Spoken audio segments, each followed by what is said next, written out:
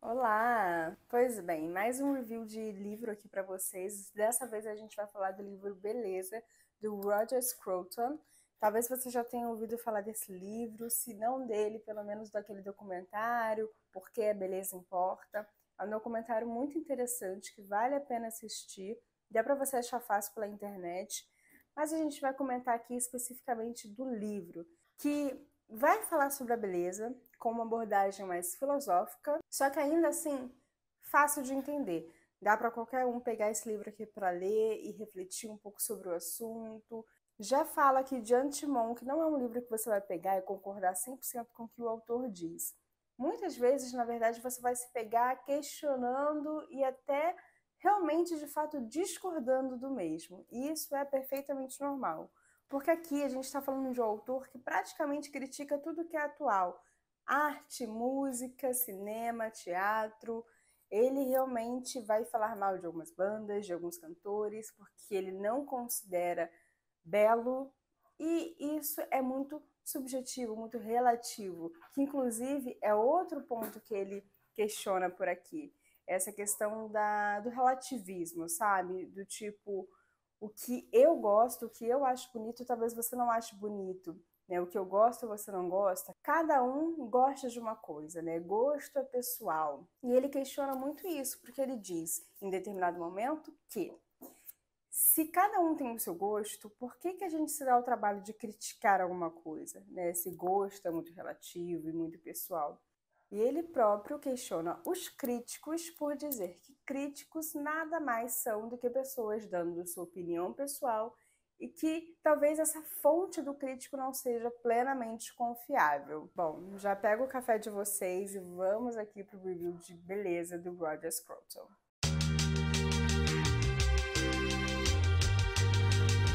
Ainda no próprio prefácio, ele diz assim: julgar a beleza, porém, é algo que diz respeito ao gosto. E o gosto talvez não tenha nenhum fundamento racional. Ele aborda um ponto de que nem todo mundo tem as referências mentais e a capacidade de julgar a beleza de algo justamente por falta de referência. Porque assim, como que você vai dizer que aquele prédio, que aquele quadro é belo se as suas referências visuais não são tão confiáveis, não são tão boas? E é por isso que a gente volta a falar dos críticos. Eles vão julgar essa beleza, mas essa base desse julgamento, será que faz sentido? Será que esse gosto pessoal daquele crítico ou daquela pessoa qualquer que está ali julgando aquela obra, aquela música, será que faz sentido? Veja bem, não deveríamos notar que não existe aí mais padrão nenhum, que apenas a moda dita quem será e não será premiado, que é inútil buscar princípios objetivos que rejam o gosto ou um conceito público de beleza? Gente, esse livro aqui ele vai falar sobre várias coisas, né? Música, pintura, moda, enfim, um monte de coisa. Eu vou focar aqui em arte, arquitetura, interiores, que é a nossa praia, tá? Antigamente, né, a gente tinha ali na França, lá para 1500 e tanto, a Academia de Belas Artes, que ditava o que era arte e o que não era. E ela trazia para si artistas que estavam dentro daqueles padrões para expor aqueles quadros.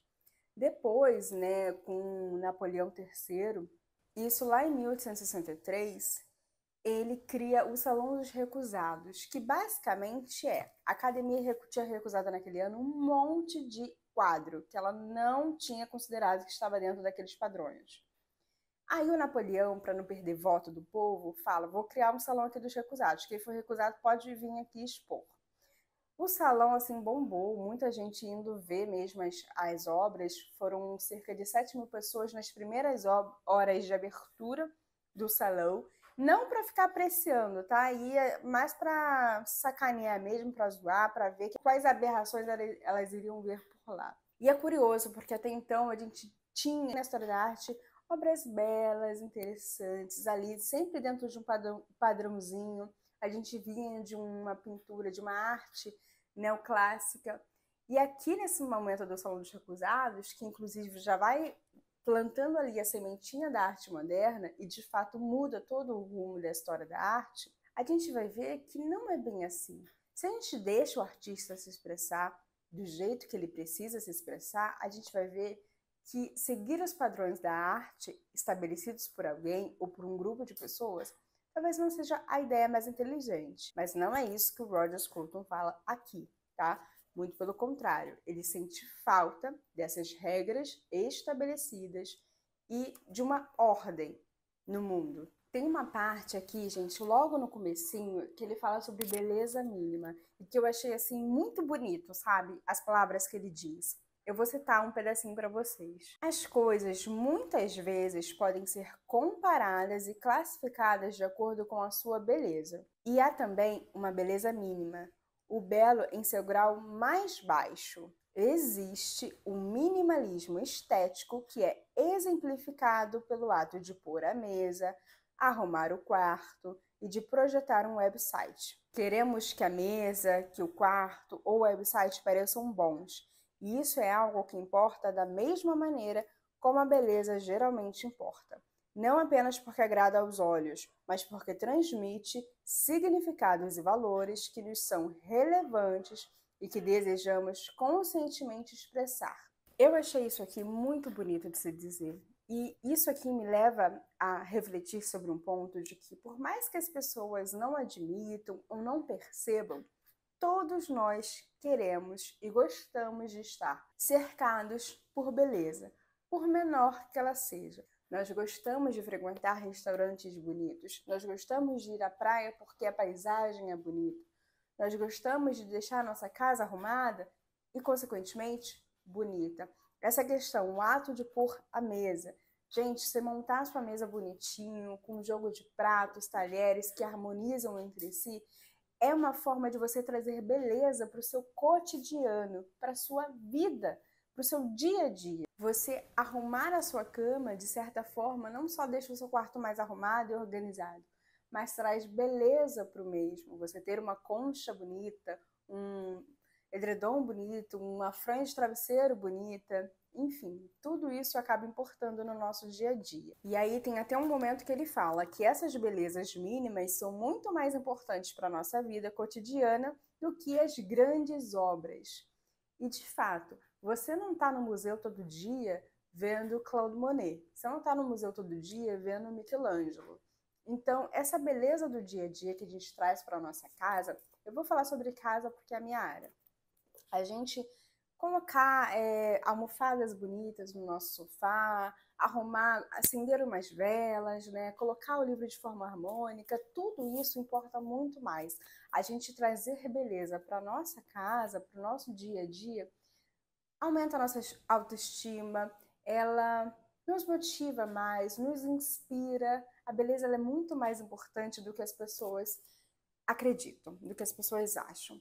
Muita gente acha que beleza é algo supérfluo, desnecessário e que não importa, que é algo que a gente pode deixar para a última instância. Muito pelo contrário. Na verdade, quando a gente está cercado de coisas belas, com certeza a gente fica mais inspirado. Realmente é algo que aumenta não só a nossa autoestima de aparência, mas também a nossa autoestima interior, exterior no sentido da casa, sabe? Nossa casa-estima, que eu gosto de dizer. Vejamos, por exemplo, pelo lado da arquitetura. Você acha a sua cidade, o seu bairro muito feio. Cada um tem a casa que quer, monta a calçada do jeito que quer. Você vai andar na calçada, aí tem o seu vizinho que a calçada é retinha, aí o outro a calçada é mais alta, aí o outro a calçada é toda torta por conta do carro. Enfim, é uma loucura. Aí você viaja para a Europa, você acha aquilo lindo. Os prédios iguais, tudo combinando, tudo harmonizando. Ai, Jéssica, ok, Europa. Gente, vamos aqui para o Rio de Janeiro mesmo. Você vai ali para Paraty, você vê o centro histórico, tudo combinando, tudo harmonizando. Aquilo é belo. Então, essa ordem também em arquitetura, e isso a gente volta naquele ponto que o Roger Scruton comentou sobre ter uma regra estabelecida, ter uma ordem estabelecida, e isso é muito importante, né? Eu me lembro logo de um dia que eu fui lá em Copacabana fazer um tour pelos prédios Art Deco do bairro, e tem um prédio lá bem famoso, um dos mais importantes, se não o mais importante. Ele é residencial. E aí você vê o prédio todo lindo, mas na fachada, que tem as varandas dos condomínios, né, dos apartamentos, você me vê lá apartamentos que deixam lá o varal todo aparecendo, umas coisas assim bagunçadas. E você se pergunta, como que pode um prédio tão lindo e tão importante para a história da nossa cidade, do nosso país, você vê ali o morador não se importando, contribuindo para tirar a beleza daquele prédio. E sabe essa história do condomínio, ter aquelas regras de fachada? Do tipo, você não pode colocar cortina colorida, porque vai aparecer na fachada. O fechamento de vidro tem que ser assim, assim, assado. Não pode fugir desse padrão. Não pode pintar a fachada. Muita gente reclama, né? Que, mas a varanda do prédio, do apartamento é meu. Eu faço o que eu quiser com ela. Seria lindo se todo mundo tivesse bom gosto e entrasse num consenso, assim, único. Mas não é assim que funciona. Então, realmente, quando a gente para pensar, ter essas regras de condomínio, de certa forma, é manter uma ordem, manter uma certa regra que vai preservar a beleza daquele prédio, daquele condomínio. Tem uma citação aqui neste livro que eu acho assim sensacional, que eu preciso comentar com vocês. Ele vai citar aqui o arquiteto Louis Sullivan, aquele da famosa frase, a forma segue a função. Ele vai dizer assim: o arquiteto Louis Sullivan foi além, declarando que na arquitetura a beleza surge quando a forma obedece uma função. Em outras palavras, experimentamos a beleza quando percebemos como a função de algo resulta em seus traços observáveis e é nelas comunicada. O slogan "A forma segue a função" tornou-se doravante uma espécie de manifesto, convencendo uma geração inteira de arquitetos a tratar a beleza como subproduto da funcionalidade e não como um objeto definidor. Aqui, gente, ele está dizendo que a gente ficou muito nessa questão de que a beleza, para algo ser belo, ele não tem que ser funcional. Ele não vai ser funcional. Ele não vai ser útil. Que funcionalidade e estética são coisas diferentes. E que essa geração de novos arquitetos que vieram depois, e aqui ele está falando dos arquitetos modernistas, que deixam essa beleza para segundo plano e focam somente na função. E que, na verdade, a beleza deveria ser um resultado dessa função. E aí ele vem aqui e diz algo que eu acho assim muito bom, muito bonito de se dizer. Veja bem, a função segue a forma. Edifícios belos trocam de uso. Construções meramente funcionais são derrubadas. Presta atenção. A Santa Sofia, em Istambul, nasceu igreja, tornou-se quartel, estábulo, mesquita e, por fim, museu. Os lofts da Lower Manhattan passaram de armazéns a apartamentos, de apartamentos a lojas e, em alguns casos, de lojas a novos armazéns, conservando ao longo de todo esse tempo o seu charme e sobrevivendo precisamente por causa dele. É claro que o conhecimento da função arquitetônica é importante para o julgamento da beleza. No entanto, a função arquitetônica está presa ao objetivo estético. A coluna lá se encontra para conferir dignidade, para dar suporte à arquitrave, para erguer o edifício acima de sua entrada e, assim, dar-lhe lugar de destaque na rua, etc. Quando, portanto, levamos a beleza a sério, a função deixa de ser uma variável independente e é absorvida no objetivo estético.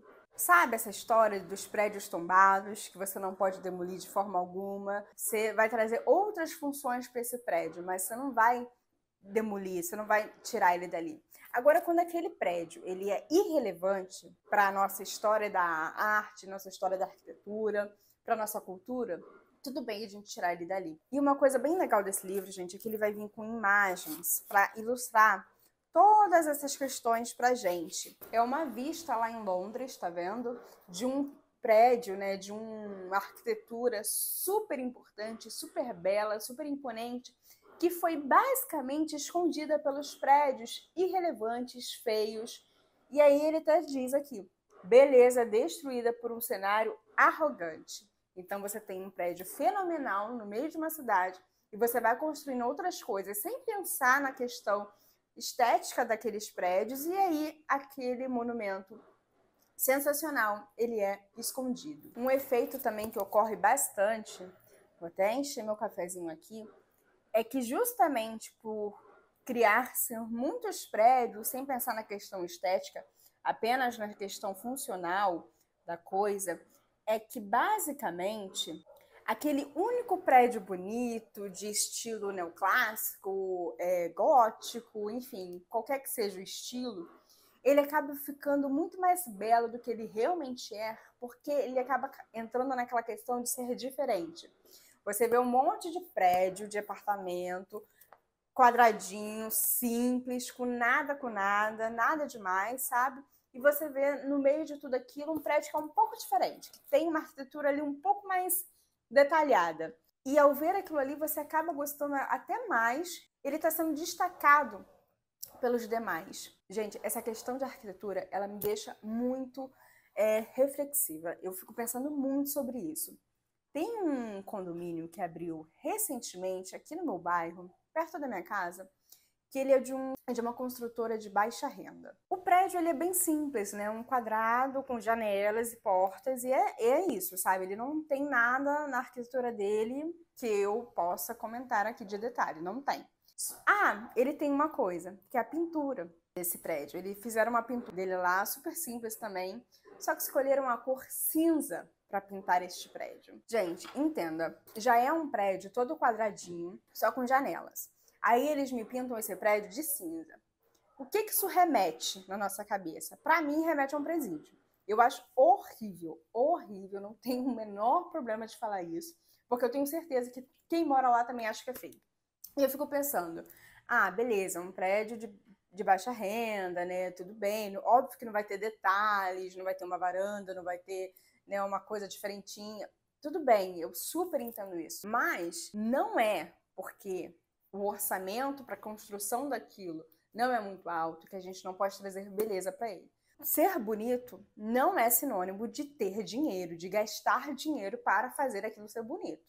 Por isso que é muito importante a gente treinar o nosso olhar diariamente, principalmente quem for da minha área, designer de interiores, para a gente entender que, sim, dá para ser belo sem gastar.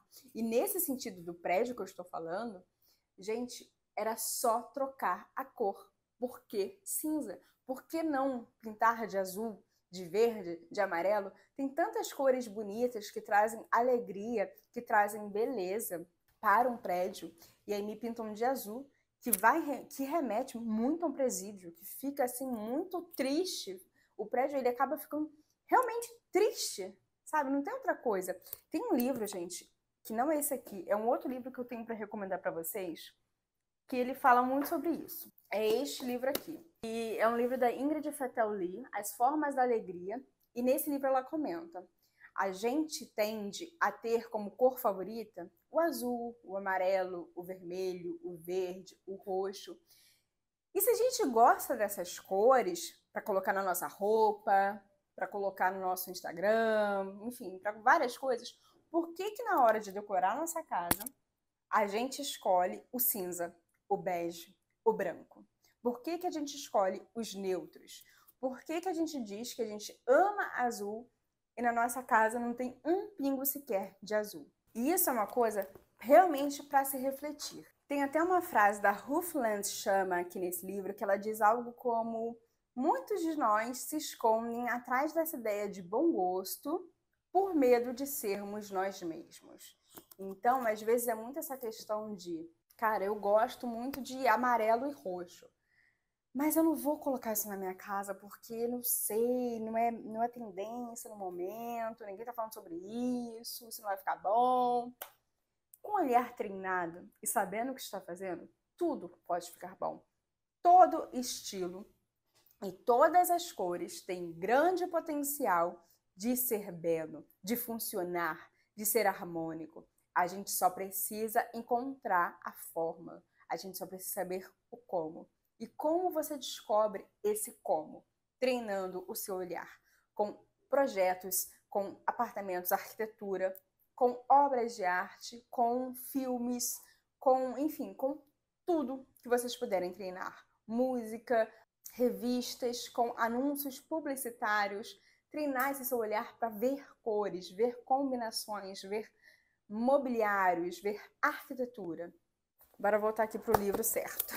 eu já tô falando do outro livro. Como eu falei, gente, ele vai abordar aqui nesse livro a beleza humana, a beleza da natureza, música, poesia, tudo. Então, é muito interessante para você refletir e realmente treinar esse ponto de julgar mesmo, né? Saber criticar, saber olhar para algo, entender se é bom, se não é.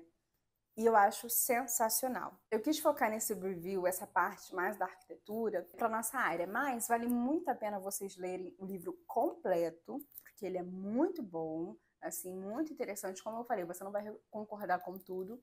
Eu mesma não concordo com tudo.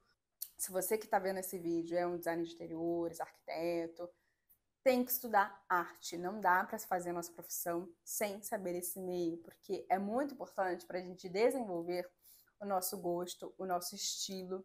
Aqui nesse próprio livro ele fala, né, em algum momento, que todo estilo deve ser visível, não existe um estilo oculto. É até mesmo para a gente ter o nosso próprio estilo, né? Desenvolver um estilo, e esse estilo precisa ser fácil da gente visualizar. Essa questão de prédios arquitetônicos que a gente olha, a gente não sabe dizer que estilo é aquele, tal como esse prédio que eu acabei de falar que abriu aqui perto, né? Que ele é basicamente um prédio quadrado com janelas e uma porta de entrada e uma pintura cinza. Quadrada também, geométrica também. O que é isso? Não sei. Não sei. Mas tá aqui minha recomendação de leitura para vocês, Beleza, do Roger Scruton. Eu vou deixar o link do livro aqui embaixo para vocês já colocarem na listinha. É um livro bem curtinho, pouquíssimas páginas. Dá para vocês lerem em uma semana, menos do que isso talvez. E realmente vai colocar vocês para pensar, para refletir. Vai motivar vocês a estudarem sobre arte, a estudarem sobre beleza em geral. Posto sempre minha rotina de leitora no Instagram, né? Para quem não me segue lá, vai lá, @Studilane. Sempre tô postando para vocês o que eu tô lendo, o que eu tô achando dos livros, porque não é todo livro que eu leio que eu vou trazer aqui pro canal pra gente fazer review, tá? E aí, quando eu tava lendo este aqui, beleza? Meu direct lotou, assim, de muita gente que leu e que me falou, né, que, li esse livro e percebi o quão pouco eu sei sobre arte, sobre filosofia. Gostei muito, tá? Fica a minha recomendação para vocês, Beleza, do Roger Scruton. Se você já leu esse livro, já comenta aqui embaixo pra mim, eu quero saber o que vocês acharam do mesmo. Mas é isso, pessoal. Até o próximo vídeo. Tchau, tchau.